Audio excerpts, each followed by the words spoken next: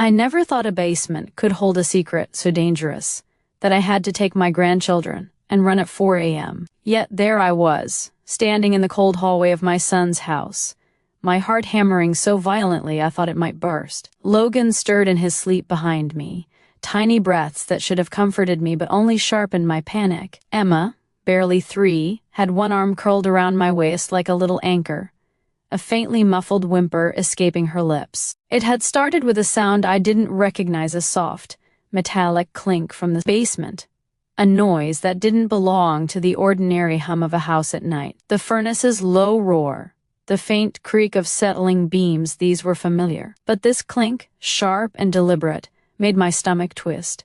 I had paused mid-step on the stairs, straining to hear. There it was again, the faint echo of something being moved. Something hidden. I froze, every muscle taut. "Logan, Emma," I whispered, my voice almost trembling. I had no plan, no rational idea of what to do, but instinct, the raw, urgent, unignorable mother's instinct, told me I had to move, and so I did. The basement door stood slightly ajar, a sliver of dim light spilling out onto the landing. The air smelled different down there, musty, yes, but with a sharper note beneath it, almost chemical. And I couldn't shake the feeling that it had been tainted with secrecy. I had a brief, irrational thought. Maybe it's nothing. Maybe I'm imagining things. But deep down, I knew it was never just nothing. I remember the exact moment I made the decision. The children were half asleep, bundled in blankets, eyes blinking sleepily at me. Logan tugged on my sleeve, his little voice groggy. "Grandma." I hugged him close, kissing the top of his head. "It's okay, sweetie.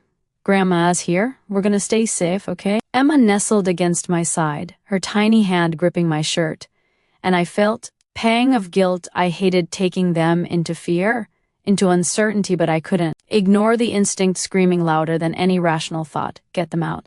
I moved carefully, gathering essentials, diapers, a change of clothes, snacks, a favorite stuffed bear for each of them. Every item had weight, every motion deliberate, as if the slow, methodical packing could somehow hold back the chaos threatening to erupt in my life. I wanted to move fast, but I also wanted to be sure nothing was left behind that might be necessary in the coming hours. I remember pausing in the kitchen, listening for any sound. The house was silent except for the gentle hum of the refrigerator. I thought about David and Claire, my son and his wife. They were supposed to be sleeping, but the air around the basement had whispered secrets to me that I could not unhear. And so, I left a note, simple and calm. "We've gone for the night. The children and I are safe. We'll be in touch." It was carefully worded, neutral, but underneath the simplicity was the knowledge that what I had seen downstairs was no accident, no harmless family quirk. Something was hidden there, and it frightened me. Outside, the night was cold but still. The air smelled of wet leaves and distant wood smoke, the way autumn evenings always do. Logan's small hand gripped mine tightly, Emma clinging to my coat. Each step to the car felt heavy with dread. I remember thinking about the irony of the situation. I had spent decades teaching these children about courage, about discernment, about facing the world bravely. And now, at 4 a.m, I was ushering them into the unknown, trembling alongside them. The drive was quiet. Logan's breathing had evened out as sleep reclaimed him, while Emma, too, finally relaxed, her head resting against the car seat. The hum of the engine, the occasional distant bark of a dog, the flickering of streetlights, it all felt unreal, suspended, as if the world had paused just to let me absorb the enormity of what I had seen. I thought about the basement again. I pictured it, in my mind, the dim light spilling across shadows, the stacks of boxes, the objects I couldn't identify. What were they hiding? Was it dangerous? Was it simply private things? Or something worse? I had learned over the years that adults often underestimate children's needs for safety. And in that moment I realized safety meant distance from that basement, from that secret, from my son's home. The next morning, at the temporary place I had chosen, a friend's small, quiet apartment, I watched the children sleep, bathed in the pale morning light filtering through thin curtains. Logan stirred, rubbing his eyes. "Grandma, why did we leave?" he asked in that innocent, questioning tone only a child can muster. I knelt beside him, brushing his hair from his forehead. Because, sweetie, sometimes adults have secrets we don't understand, and I wanted to make sure you both were safe. That's all. I hoped the words were enough, that they wouldn't sense the deeper fear and confusion churning inside me. Days passed in a blur of routines meant to simulate normalcy: breakfast, games, nap times, small walks around the neighborhood. But even in mundane activities, my mind never stopped turning over what I had seen. I tried to rationalize it, as any mother might. Maybe it's harmless. Maybe I misunderstood. But intuition is rarely wrong when it screams this loudly. My gut told me that the basement, the secrecy, the tension between David and Claire, it all pointed to something that could endanger the children, something I needed to uncover before it was too late. Phone calls came. David's voice was warm but distant over the line. "Everything okay, Mom? Are the kids enjoying themselves?" He never asked why I hadn't returned. Claire's voice was softer, saccharine even, hiding something underneath the polite tone. "We just want to make sure you're all comfortable." I noticed the pauses, the clipped laughter, the slight tension in their words. Every call was a puzzle, every word careful, measured. At night, I couldn't sleep. I would sit in the dim light of the apartment, Logan and Emma breathing softly beside me, replaying the basement over and over. Shadows, metallic clinks, boxes, the acrid smell. My mind refused to release the memory. I tried to think of explanations, anything that could make sense. Was it a project? A collection? A surprise renovation? None of it added up. The unease burrowed deeper into my chest each passing hour. I started keeping notes, small observations. What time David went to the basement, when Claire moved boxes, the faint hum of machines I couldn't identify. Every detail mattered. My heart was heavy with the responsibility of keeping the children safe, and with the knowledge that I was straddling a line I hadn't imagined I would ever face: suspicion against my own son and daughter-in-law. It was during these sleepless nights that I remembered the quiet moments of ordinary life: birthdays, pancakes on Sunday mornings, Logan teaching me to play chess, Emma running barefoot across the lawn. The contrast between these memories and the fear I felt now was stark, almost cruel. Life, I realized, could shift from ordinary to terrifying in the blink of an eye. Then came the first undeniable clue. Claire had left a door slightly open during a visit, a soft, almost imperceptible creak in the floorboards. I noticed a box that had shifted. A bag moved from one corner to another. Every small detail, the smallest gesture, the faintest noise was a signal, and it confirmed what I had feared. There were things they were hiding, and they did not want me to know. I tried to ignore it at first, reasoning with myself, calming my pulse. But instinct won out. I couldn't wait for confirmation or rationalization. I could not risk the children's safety or my own trust in what a home should feel like. My mind began to plot, carefully and quietly, the steps I would take to uncover the truth without alarming the children or alerting David and Claire. One night, I sat by the window, with Logan asleep on my lap, Emma beside me, and I whispered, to the darkness, to the quiet apartment that had become a refuge, "I will protect you. Whatever it takes. I will make sure you are safe. And I will find out what is in that basement, even if it means I have to face truths I may not like." It was a promise, a vow, and an acknowledgement that life, as I had known it, was forever changed. The ordinary family home I had trusted, the son I had loved, the daughter-in-law I had welcomed, everything was now shrouded in doubt. And in that moment, I realized that there was no turning back. The mornings were the hardest. Logan and Emma would wake up before the sun, their small voices like little alarms in the quiet apartment. I would lie awake before them, listening to their breathing, the gentle creaks of the floorboards, and thinking about that basement. Every sound I had ignored before: furnace hum, pipes groaning, the occasional scurrying of a mouse, had become a memory of the fear I had felt at 4 a.m.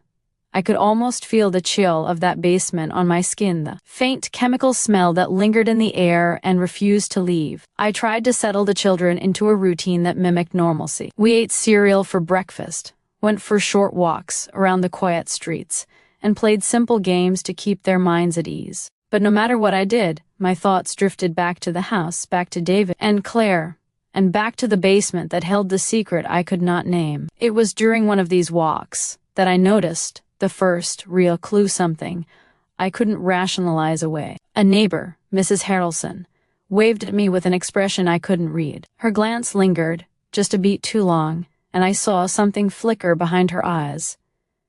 Concern? Judgment? Or was it knowledge of something hidden in the quiet corners of a home that looked ordinary from the outside? I tried to brush it off, to remind myself that paranoia makes ghosts out of ordinary people.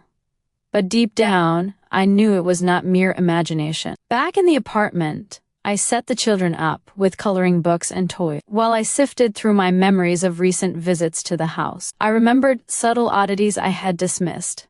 David's hesitation when I asked about his new project in the basement, Claire. Overly careful tidying of objects in plain sight, and the way the air felt heavier whenever I entered the house. These small moments had slipped past me at first, but now they formed a pattern, like pieces of a puzzle I was unwillingly assembling. One evening, I received a message from David. It was casual, even cheerful, but something about the punctuation, the way the words seemed too neatly arranged, felt deliberate. Hope you and the kids are comfy. Don't stay too long. Things here are fine.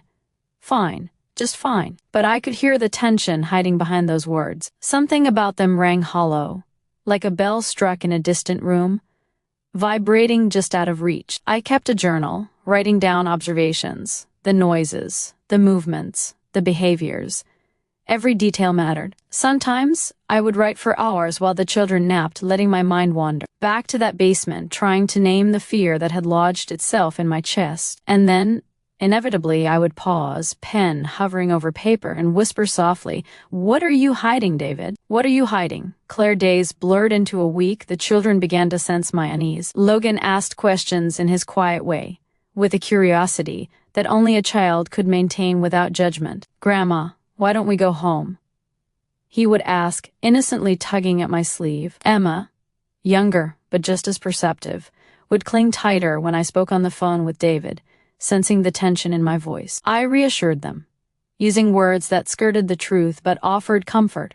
"We're safe, sweethearts. That's what matters right now." But every syllable carried the weight of unspoken truths. It was during one of these nights, while the children slept, that I made a discovery I could not ignore. I had gone through a small stack of papers David had accidentally left on the kitchen counter during a visit weeks before. They were receipts, bills, innocuous at first glance. But then I found one that did.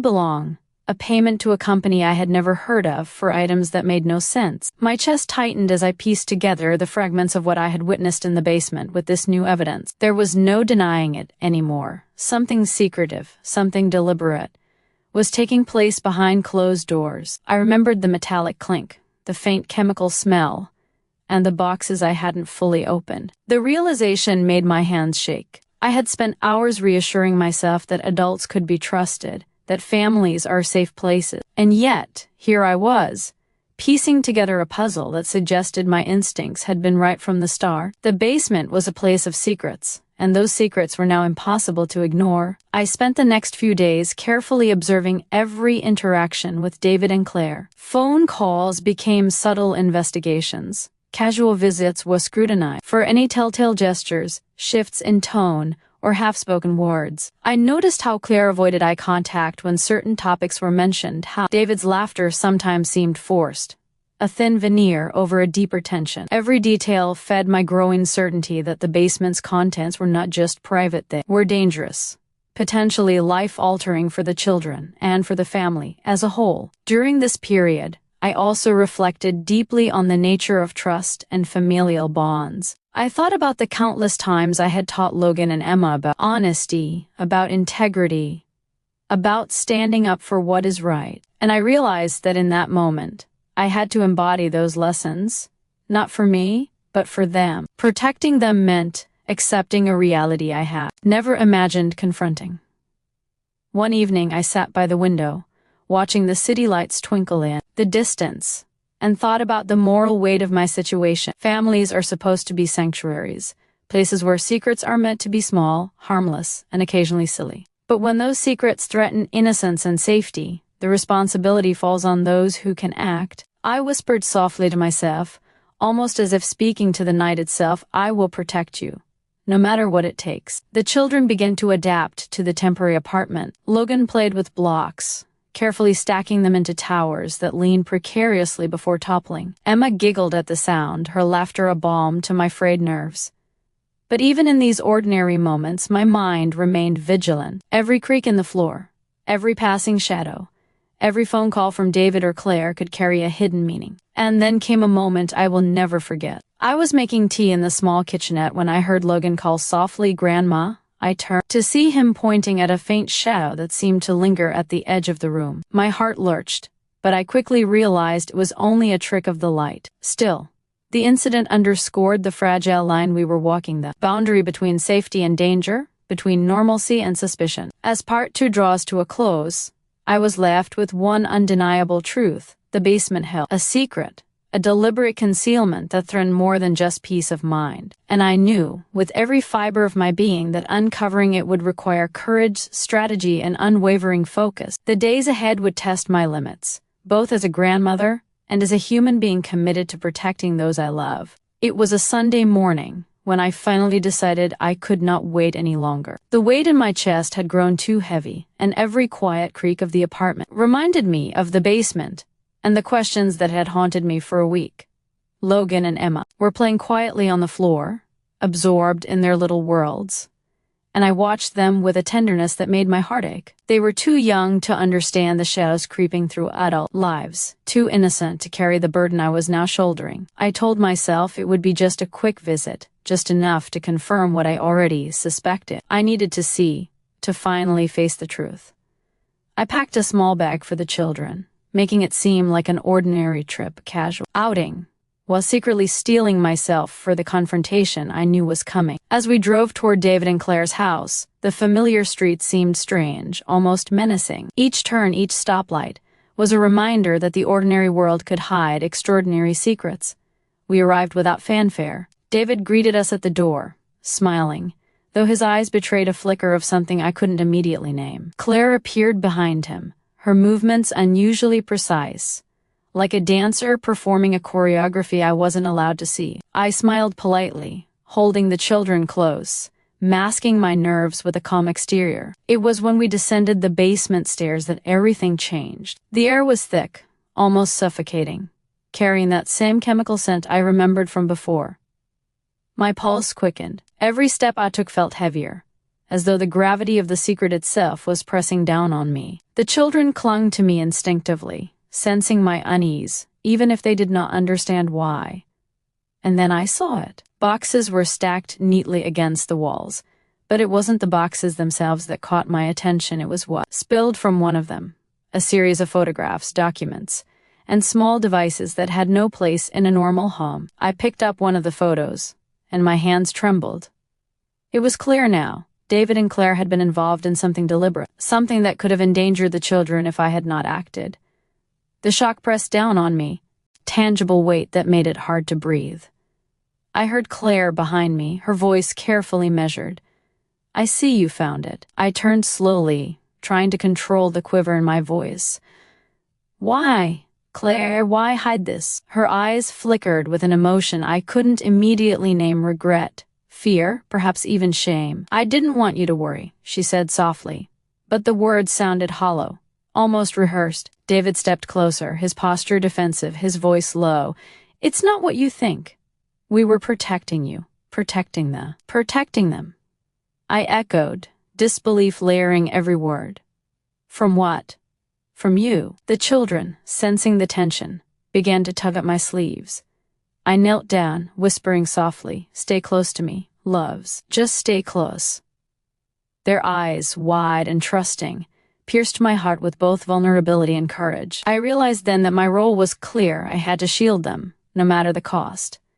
I sifted through the documents carefully. There were ledgers, receipts, and photographs, evidence that spoke louder than any explanation David and Claire could offer. I felt a mix of anger and sadness so potent that it threatened to overwhelm me. Every line, every image seemed to shout betrayal. But beneath the fury, I also noticed the meticulous care in how they had hidden everything. They hadn't wanted to hurt anyone. They had tried to control a situation that had spun beyond their understanding. Confrontation followed naturally. "David, explain this," I demanded, holding up one of the receipts. Why didn't you tell me? Were you planning to let me live in ignorance?" He hesitated, his jaw tight, eyes avoiding mine. We thought we could handle it. We didn't want to drag anyone else into it, especially the kids." Claire's hand reached for mine, trembling. "I know it looks terrible, but it wasn't meant to hurt anyone. I just wanted to fix things quietly, without bringing pain to you or the children." I shook my head, feeling tears burn my eyes. "Secrets like this don't stay hidden forever. And when they involve children, there is no quiet solution. You've crossed a line that can't be undone with apologies." The basement felt smaller now, the walls pressing closer as emotions collided. Anger, disappointment, fear, and love all mingled in the space, making it almost impossible to breathe. I hugged the children close, letting them feel the warmth and safety that had suddenly become urgent and necessary. Logan buried his face into my shoulder, Emma gripping my sleeve tightly. Their trust demanded my courage, and in that moment I realized that protecting them was more important than anything else, even family loyalty, even comfort. We left the basement, the documents and photographs still heavy in my mind. David tried to follow, pleading softly, "Please, let us explain," but I shook my head. "Not here. Not now. I need time to think. And the children need safety first." Driving home, the car was quiet except for the hum of the tires on the asphalt. Logan and Emma were drowsy, their small hands holding mine. I could feel their innocence pressing against the harsh reality I now faced. The world had shown me its hidden layers, and I could no longer ignore them. The basement had revealed more than secrets. It had revealed a fracture in trust, a lesson in vigilance, and the heavy burden of responsibility that comes with love. That night I lay awake while the children slept. The basement loomed in my thoughts, a symbol of hidden truths and moral choices. I knew what I had to do next: protect the children, confront the lies, and navigate the delicate balance between family bonds and moral responsibility. But for the first time, I also understood the full weight of betrayal, not just as a concept, but as a living, breathing reality that demanded action. The moment we left the house, I knew nothing could go back to the way it was. The streets seemed quieter, almost too quiet, as if the city itself had sensed the storm brewing inside me. Logan's small hand in mine felt heavier than ever, Emma clinging to my coat like it was a lifeline. In that instant, I realized that their safety had become the axis around which my world now revolved. Everything else, David, Claire, even my own desire for answers, had to wait. I drove in silence, only the faint hum of the tires on the asphalt filling the car. Every time I glanced at the children, I felt an almost unbearable mix of love and fear. They didn't know the truth, yet somehow, in their instinctive awareness, they understood the tension in the air. Logan's little voice broke through finally, soft but urgent. "Grandma, are we going to be okay?" I swallowed hard, forcing calm into my voice. "Yes, sweetheart.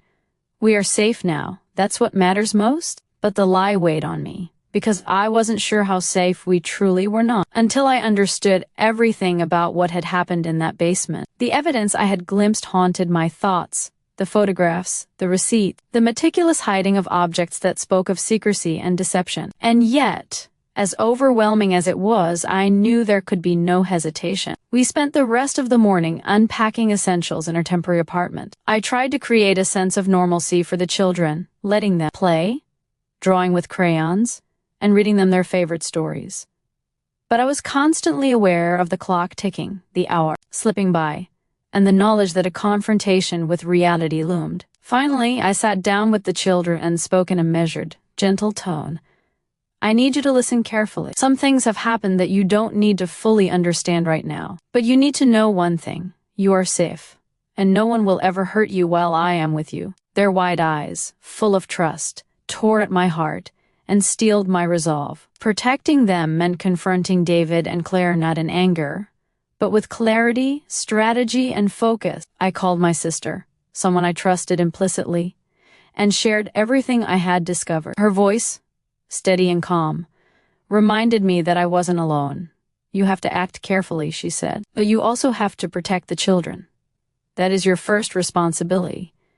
Everything else comes after." The rest of the day became a careful orchestration of observation and preparation. I reviewed the photographs and documents in my mind, piecing together the timeline of the risks and the possible motives. Every detail mattered. Every missed clue could have consequences. I realized that this wasn't just a moral decision, it was a tactical one. That evening, I confronted David and Claire over the phone. I kept my voice calm, deliberate, measured. We need to talk tomorrow at the house. But the children will not be there. I need clarity and I need honesty. David hesitated, his voice tight with a mix of defensiveness and fear. We can't talk now. It's not safe. I felt a chill run down my spine. It is exactly because it isn't safe that we must talk. You've put everyone at risk and this ends tomorrow. No excuses. The night was restless. Every shadow in the apartment seemed larger. Every sound exaggerated. The children slept fitfully.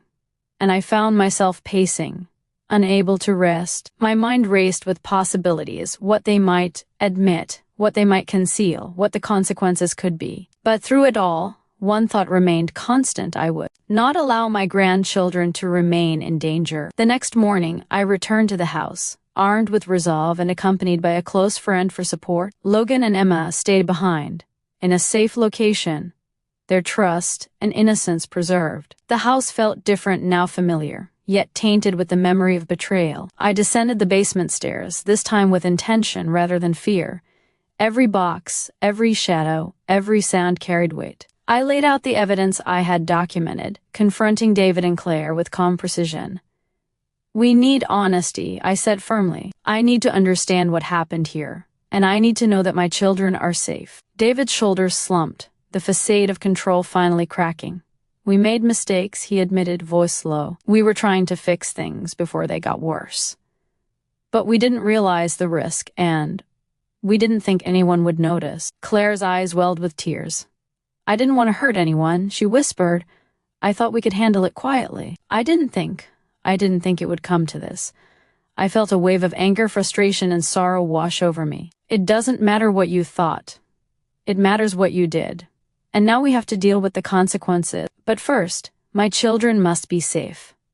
The rest of the confrontation was measured, deliberate, and necessary. I organized the removal of the children from the environment and ensured that any immediate risks were neutralized. David and Claire were left to face the moral weight of their actions while I focused on the safety and emotional stability of Logan and Emma. Driving home with the children once again, I felt the first real sense of relief. The basement's secret no longer loomed like a shadow over our lives. The danger had been confronted, acknowledged, and neutralized. But the emotional residue remained a reminder that betrayal, even by the closest to you, leaves an imprint that cannot be erased immediately.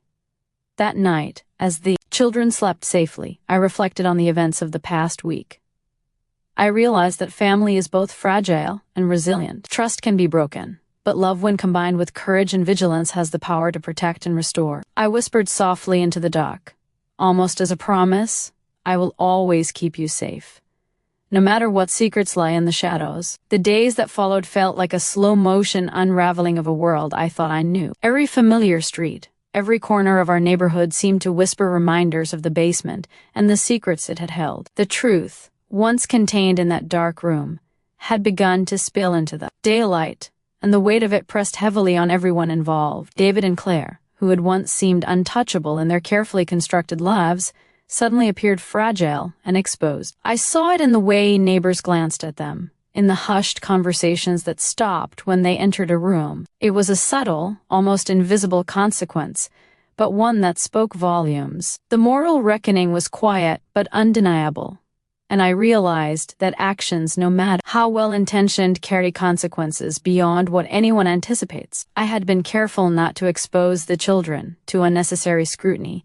shielding Logan and Emma from the murmurs that followed. Their innocence, I reminded myself constantly, was my responsibility. Yet, even as I tried to maintain normalcy, the shadow of betrayal lingered. Every knock on the door, every unexpected call reminded me that secrets, once revealed, never disappear completely. At family gatherings, the tension was palpable.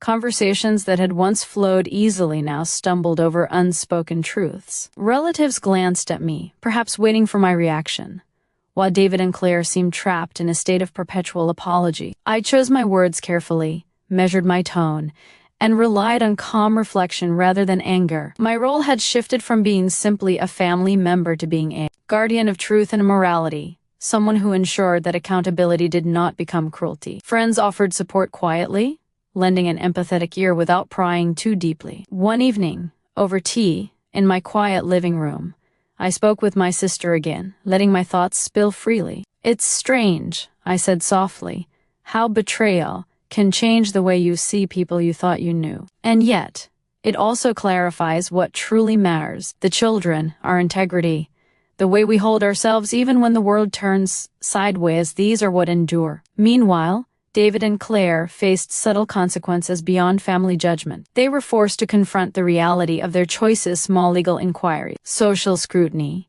and the slow erosion of trust among friends and colleagues. It was not dramatic, not cinematic in the sense of public shaming, but real and tangible. Actions, I reminded myself, need not be met with spectacle to carry weight. Moral accountability is its own form of justice. Throughout all of this, my focus remained on Logan and Emma. I watched them reclaim fragments of their normal life, laughing quietly as they played, asking questions in fits and starts, absorbing the lessons that life had delivered prematurely. Their resilience, even in the face of adult failures, reminded me that innocence has a stubborn strength. And I, as their guardian, had to honor that strength with vigilance, patience, and love. One evening, I sat alone, reflecting on how quickly ordinary life can fracture. I thought of the basement, the hidden documents, the photographs that had triggered the entire cascade, and I realized something profound: secrets can be dangerous, but the courage to confront them calmly, deliberately, and with moral clarity has the power to protect those we love most. I decided then to document everything, not out of vengeance but for clarity and closure. I wrote down the timeline, my emotions, the steps I had taken to ensure safety.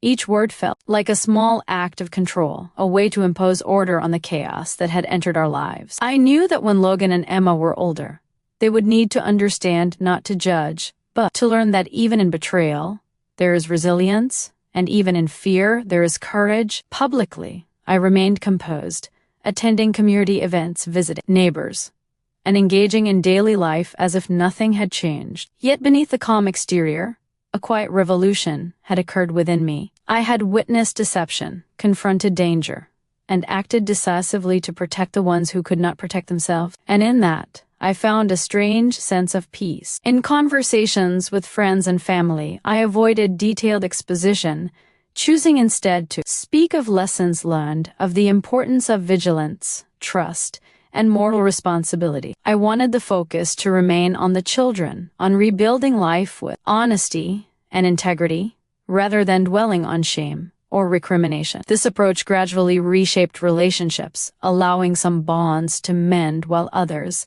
understandably, remained strained. I also realized that forgiveness was not synonymous with forgetting. I could acknowledge the humanity of David and Claire, recognize their fear and misguided intentions, but still protect my children and enforce boundaries. In doing so, I learned that love and accountability are not mutually exclusive. They coexist, quietly, in the space between action and reflection. And slowly, life returned to a rhythm that felt familiar yet undeniably altered. The basement, once a place of hidden danger, became a memory, a cautionary tale, a lesson etched into the fabric of our family story. Logan and Emma played, laughed, and slept safely.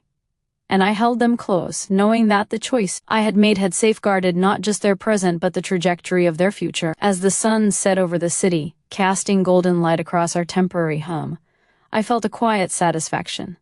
The truth had come out, consequences had unfolded. And through it all, the children, my responsibility, my anchor, were safe. The world, I realized, could be uncertain and fraught with shadows, but courage, clarity, and love provide a path through even the darkest moments. The weeks after the confrontation felt almost surreal, as though the chaos had passed but left invisible tremors in its wake. Slowly, the house of my heart, once rattled by fear, betrayal, and uncertainty, began to settle. Logan and Emma returned to a version of normalcy, their laughter gradually filling the spaces that had been occupied by tension and dread. And for the first time in what felt like forever, I breathed without the weight of constant vigilance pressing down on me. It was not an overnight transformation. Healing, I discovered, does not arrive like a sudden sunrise. It comes in moments, in small gestures, in quiet reassurance. I started with the children, creating routines that nurtured both their innocence and their understanding of safety. Bedtime stories, walks in the park, and shared meals became rituals that rebuilt trust, stability, and a sense of security. One evening, as Emma tucked herself into bed, she looked up at me with wide eyes. "Grandma, will anything like that ever happen again?" I paused, considering how to respond without instilling fear, yet not misleading her. "Sweetheart, life sometimes surprises us, and not always in ways we expect. But there is something important you should remember. No matter what happens, you are never alone. I will always protect you." Logan, leaning against my shoulder while drawing quietly, looked up and whispered, "We're safe, right?" "Yes," I said softly, pressing a kiss to his forehead. Safe, loved, and protected. As the children's fears eased, I found space to process my own emotions. The anger, the shock, the disappointment, all of it remained, but it no longer dictated my every thought. I reflected on the lessons embedded in the experience. Trust must be earned. Vigilance is a form of love, and courage often comes disguised as quiet, deliberate action rather than dramatic heroism. David and Claire, though never fully removed from our lives, became figures of caution and moral reflection. They faced consequences appropriate to their actions, subtle social accountability, strained family ties, and the internal reckoning that comes from knowing one has caused harm. I observed from a distance, guided by a desire for justice tempered by compassion. True resolution, I realized, is rarely about vengeance. It is about creating a safe, ethical space for the ones we love most. I also discovered an unexpected reservoir of strength within myself. Protecting the children, confronting betrayal, and maintaining moral clarity had awakened a confidence I had not known I possessed. I began documenting my experience not for others, but for myself. Writing became a form of therapy, a way to make sense of events and solidify the lessons learned. Every detail, every fear, every small victory was recorded as a testament to resilience and vigilance. Life's rhythm slowly returned. Family gatherings, once tense, became opportunities to gently rebuild bridges where possible, while honoring boundaries where necessary. Friends who had remained steadfast proved their worth. And even in the quiet moments alone, I felt a sense of peace that comes from knowing one has acted rightly in the face of fear and uncertainty. One morning, as I watched sunlight stream through the living room window, Logan and Emma playing quietly on the rug, I felt a profound gratitude, not for the betrayal we had endured, but for the clarity and courage it had forced upon me. I understood with a depth that words often fail to capture, that life's trials are both tests and teachers, and in this case the lesson was unambiguous. Love demands courage, integrity, and sometimes the painful recognition that not everyone we trust will act as we expect. In that quiet moment, whispered softly, almost to myself, we survived. We healed. And we will continue to grow stronger together. The weight of fear that had once pressed down on my chest lifted, replaced by a gentle sense of empowerment, a knowledge that even in darkness, the light of care, vigilance, and moral clarity can guide us home. As the day drew to a close, I reflected on the journey from that fateful night in the basement to this moment of fragile peace. Life would never be exactly as it was, and the shadow of what had occurred would always linger in memory. Yet I had learned, irrevocably, that strength is found in action, courage in calm determination, and love in protection. Logan and Emma's laughter, echoing through our home, was the ultimate affirmation of that truth. And so, I ask you, my dear listener, when faced with a choice between fear and action, between silence and protection, between comfort and courage, what would you do? How would you protect those who cannot protect themselves? Think on that, and remember that in life, the quiet acts of bravery often carry the deepest weight. If this story resonated with you, and if you want to hear more stories of family, love, and resilience, please subscribe and support the channel. Share your thoughts in the comments, your experiences, your reflections, and your lessons learned. Because in the end, it is our shared stories that illuminate the path forward, even in the darkest of nights.